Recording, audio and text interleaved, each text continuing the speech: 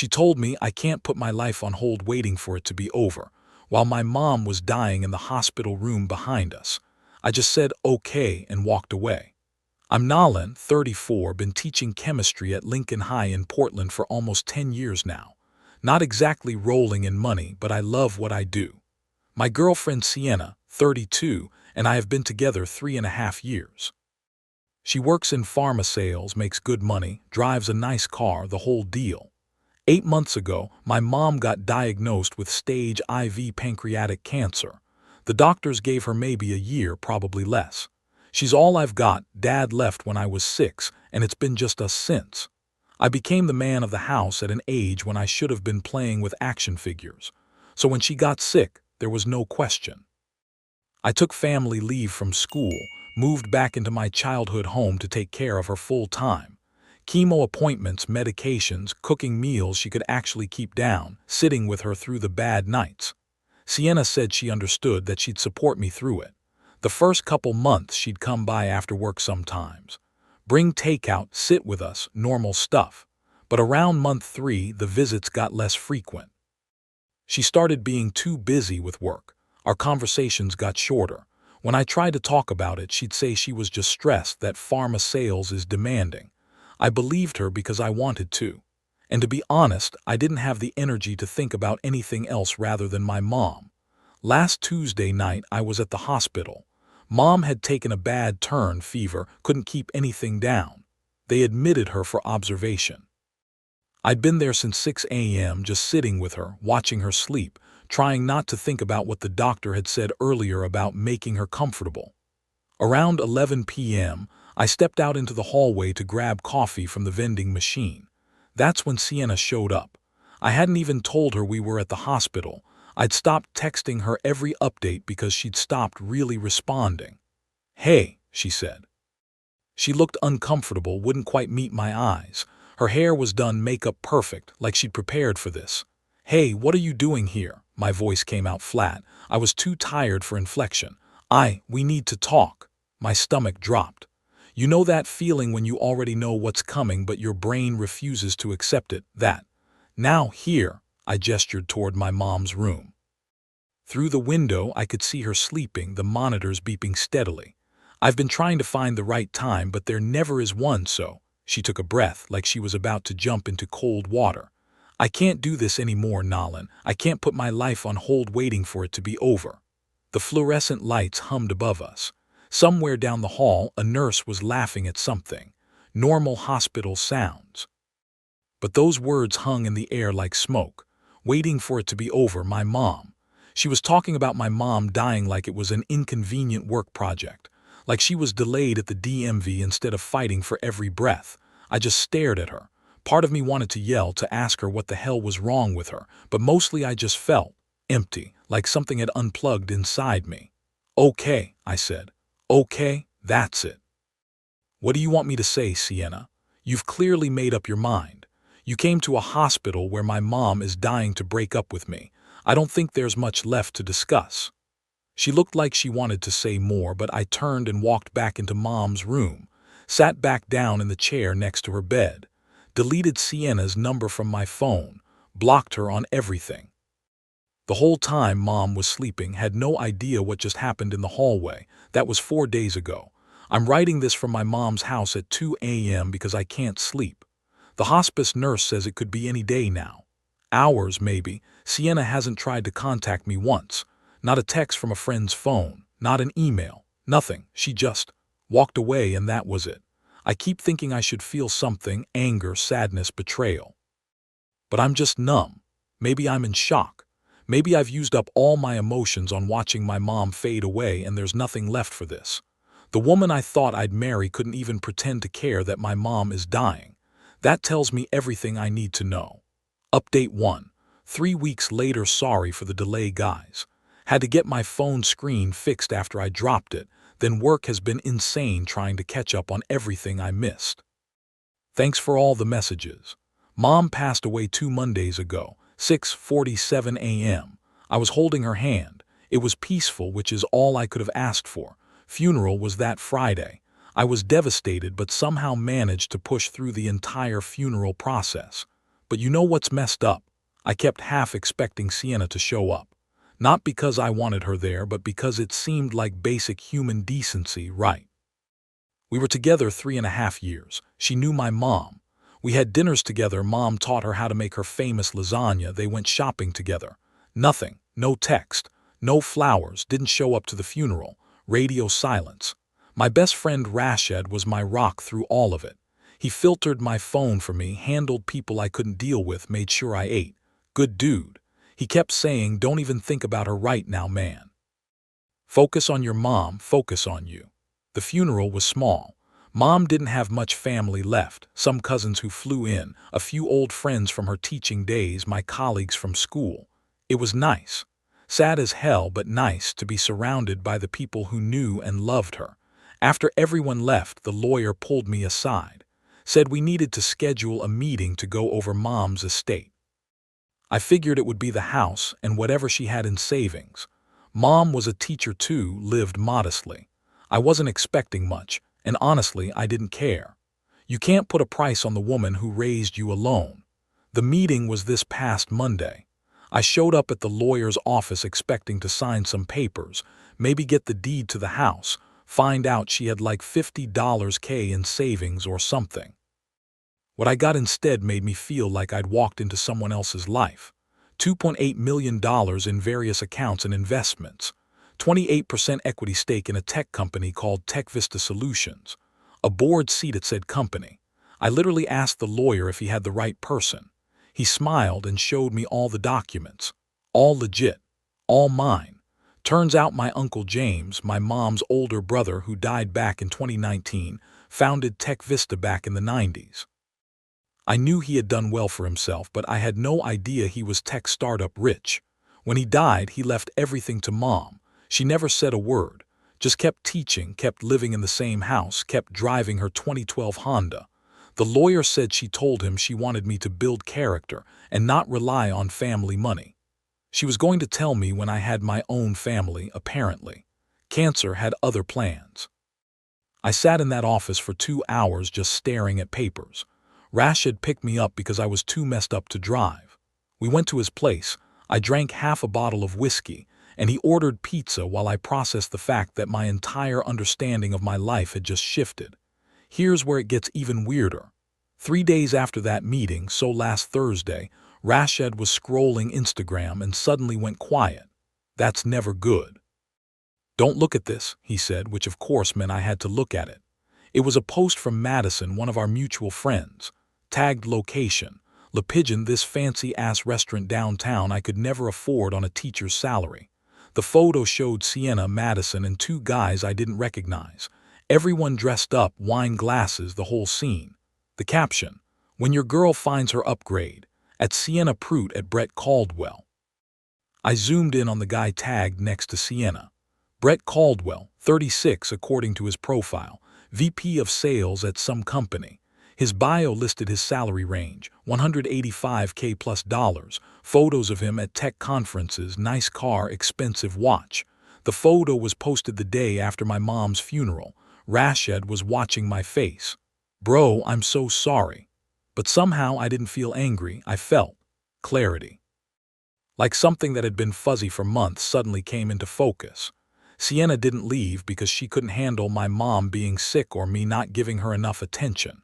She left because she found someone better, someone with money and status, someone who wasn't a public school teacher taking care of his dying mother.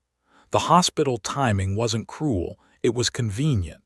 She'd probably been seeing this Brett guy for weeks, maybe months. She just needed to wait for the right moment to trade up. I handed Rashad his phone back. "Block Madison. Block anyone who's friends with Sienna on social media. Done. And if she ever tries to contact me through you, tell her to fuck off. With pleasure." I went home that night and didn't think about Sienna once. I thought about my mom, about how she lived on a teacher's salary when she had millions in the bank because she wanted me to learn the value of hard work. About how she never told me about Uncle James's company because she wanted me to make my own way. And I thought about how Sienna showed her true colors at exactly the right time, before I knew about the money, before I knew about TechVista. Rashad texted me around midnight. "You good?" Me, yeah. For the first time in months, I actually am. But what I didn't tell him, what I couldn't tell anyone yet, was that when the lawyer was going over the TechVista paperwork, I saw the employee directory. And there, listed as Vice President of Sales, reporting directly to the CEO, was Brett Caldwell's name. The company I now own 28% of. The company where I have a board seat. The company where Sienna's new upgrade works. Small world, right? Update 2. 6 weeks later, life's been weird. Had to deal with a lot of legal stuff with the estate, and honestly, I've been in my head a lot. Wi-Fi was down for 3 days last week, which was probably a blessing because it forced me to actually think instead of doom scrolling. So, a lot has happened. First off, turns out Portland's not as big as you think when money's involved. Word got out somehow about the inheritance. Probably through the lawyer's office or the TechVista board, but suddenly people started knowing that Hayes inherited big from his uncle's tech company. You know how gossip works in professional circles. This reached Sienna about 2 weeks after my last update. I know this because that's when the messages started. Week 4, after Mom's funeral, my blocked phone started showing blocked contact attempted to call notifications. 7 times in one day. Then texts started coming through before I could block the new numbers. Nolan, I heard about your mom. I'm so sorry I wasn't there for you. Can we please talk? I made a mistake. All read, all ignored. I didn't respond to a single one. Madison tried calling Rashad. He picked up, listened for 30 seconds, then said Sienna needs to stop calling people trying to get to Nolan. It's pathetic. Lose my number. Then hung up. But here's what I learned from Rashad's girl Tasha, who works in tech recruiting. Brett also found out who I was. About a week after Sienna found out about the money, someone told Brett that TechVista's new board member, you know, the one who inherited 28% of the company from the founder, was his girlfriend's ex-boyfriend. The same ex-boyfriend she probably cheated on and dumped while his mom was dying in the hospital. Tasha said she heard through the grapevine that Brett lost his shit. See, TechVista's been planning layoffs. They've got a board meeting coming up to vote on cutting 10% of staff. Brett's department is on the chopping block. And now the guy who literally broke up with his girlfriend 8 weeks ago owns a huge chunk of the company and has a say in whether Brett keeps his job. The text from Sienna got even more desperate. Please, Nolan. I know I hurt you. Can we just talk? I still care about you. I was scared and I ran. I'm sorry. Brett keeps asking about you. This is so awkward. Can you please just respond? All read at random times, sometimes immediately, sometimes hours later, sometimes days later. Never responded to any of them, not once. My first board meeting was week 6. They do them on Zoom. I kept my camera off, said I was sick. The CEO, Philip Torres, welcomed me, gave his condolences about Mom, and we got down to business. The layoff discussion came up. They wanted to cut 10% across sales and operations. Brett was in the meeting presenting the numbers. I could see his face on camera. He looked stressed as hell, kept glancing at the participant list where my name was. I asked some questions about the data. Suggested we table the decision until next month when we had more complete revenue projections. The CEO agreed. Meeting adjourned. I never acknowledged Brett's existence the entire call. Didn't say his name, didn't look at his camera window when he was talking. Just treated him like any other VP presenting numbers. Brett still looked like he was going to throw up the whole time. Week 7, Sienna started showing up at my mom's old house. I'd moved back to my apartment by then and was getting ready to sell it, but I'd go by to pack things up. She'd be sitting in her car outside. I'd see her go back to my car and leave. She'd follow for a few blocks, then give up. 15 texts a day, all read, 0 responses. Week 8, she sent a letter to my apartment, a real handwritten letter. 5 pages about how she made a mistake, how she was scared, how she realizes now what really matters. There was a photo album with it, pictures of us from over the years. I donated the whole thing to Goodwill without opening the album. Didn't read past the first paragraph of the letter. She found out. She must have tracked the donation or something because I got a text. You donated our memories to Goodwill. You didn't even look at them. Read 11:34 p.m. No response. Week 9, she tried everything. LinkedIn message. Work email she somehow got. She even got her sister Kelsey to call me. I answered that one by accident. Nolan, please, Sienna's a mess. She knows she messed up. Can you at least talk to her? Kelsey, I'm sorry you're caught in the middle of this, but no, tell your sister to stop contacting me. She really loves you. She just got scared when your mom got sick and she broke up with me in a hospital hallway while my mom was dying and then was posting pictures with her new boyfriend the day after my mom's funeral. I don't care if she's scared or sorry. I'm done. Please don't call me again. I hung up, blocked her too. Week 10, Sienna showed up at Rashed's place. He texted me. She's at my door crying. Want me to tell her to leave me? Tell her whatever you want. He called me 20 minutes later laughing. Bro, I told her you posted pics with Brett at a fancy restaurant the day after his mom's funeral. You don't get to cry on doorsteps now. She said that was just friends having dinner. I said friends. Madison's caption said you found your upgrade. She left. The Tech Vista board met again in week 8. The layoffs happened, 10% across the board. Brett survived, but barely. His department got cut the deepest. Then in week 10, something crazy happened. A client I'd connected Tech Vista with through my teaching network, a guy who runs educational software, signed an $8 million contract. Philip called me personally to thank me, said it secured the sales division's future. Brett's job was now safe because of me, because I made one call to a former colleague who needed exactly what Tech Vista sells. I didn't do it for Brett.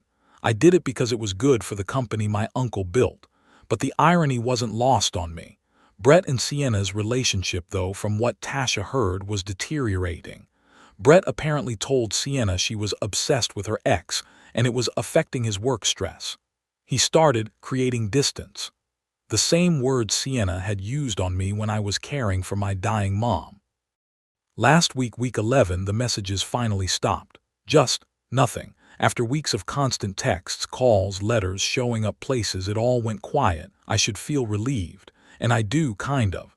But there's also this weird feeling that I can't quite name, like I'm waiting for the other shoe to drop. Rashed thinks she finally gave up. Tasha thinks Brett told her to knock it off.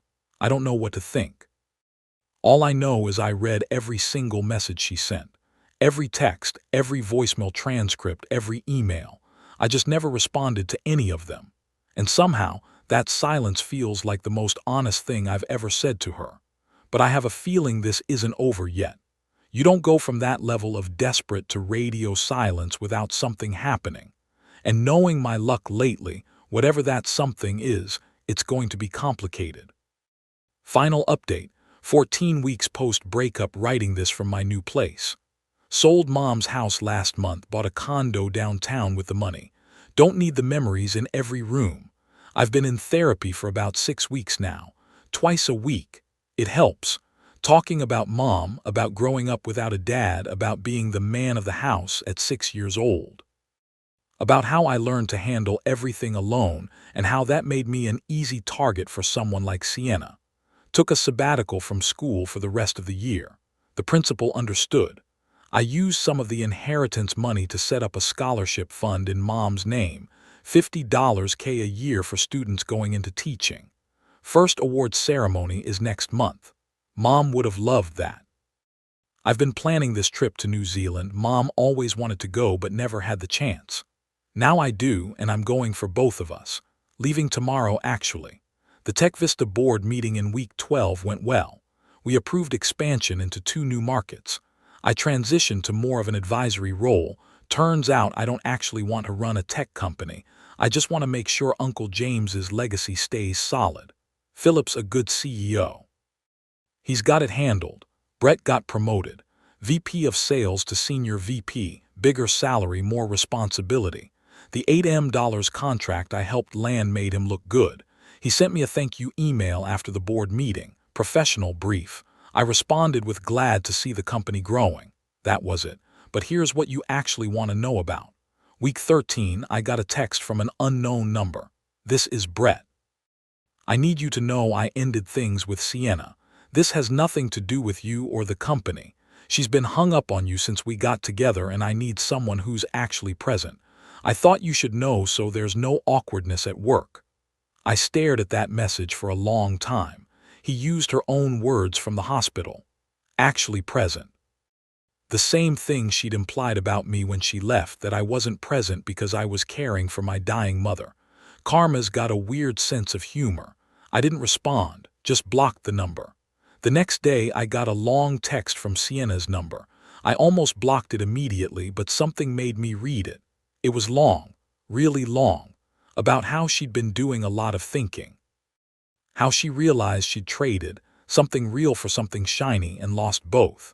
How she knew now that I was the right person all along, and she'd been too scared to see what really mattered when things got hard with Mom. How she'd made the biggest mistake of her life, walking away from me at the hospital. How watching Brett walk away from her using the same reasoning she'd used on me made her finally understand what she'd done. How she was so sorry, and even though she knew I'd never forgive her, she needed me to know that she understood now. That she'd been wrong. That she'd hurt the one person who actually loved her for who she was, not what she could do for him. I read it at 11:34 p.m. while packing for New Zealand. Read. Never responded, and I never will, because here's what I realized in therapy. Sienna's not sorry she left. She's sorry she left the wrong person. She's not sorry she chose money and status over love. She's sorry the money and status didn't work out. If Brett hadn't dumped her, I'd never have gotten that message.